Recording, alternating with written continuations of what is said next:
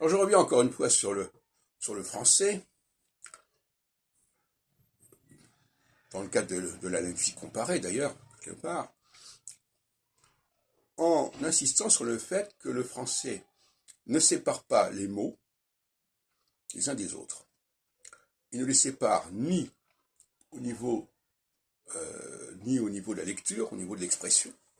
On relie, on fait des liaisons entre les mots, de sorte que les mots ne sont pas faciles à identifier, à isoler. Et en plus, ces mots sont polysémiques, parce qu'ils vont couvrir un champ sémantique très large, au moyen de soit d'une polysémie qui est assumée, c'est-à-dire que tel mot a plusieurs significations, ou bien qu'il aura suffi d'un changement de préfixe, ou de suffixe d'ailleurs, pour que le mot revête une signification légèrement différente. Et donc il y a une économie, il y a une économie de moyens en français par rapport à ce qui se passe en anglais, où quelque part, à la limite, chaque mot ne comporte qu'une seule et unique signification.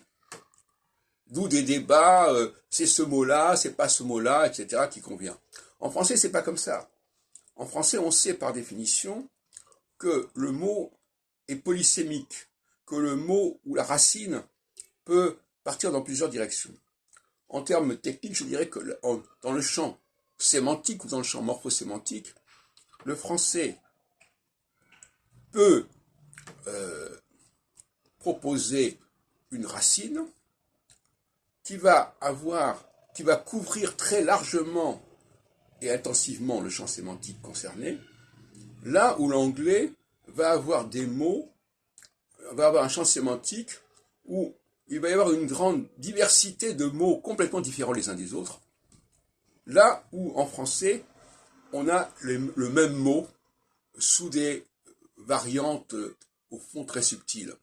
De la même façon que dans le cas du discours français au niveau de l'oreille, non pas d'écrit, là aussi, le passage d'un mot à l'autre va être extrêmement subtil, va être esquissé parfois, et là aussi on aura une sorte d'homogénéité phonique où les mots ne seront pas séparés les uns des autres. Et ça me paraît essentiel que en français,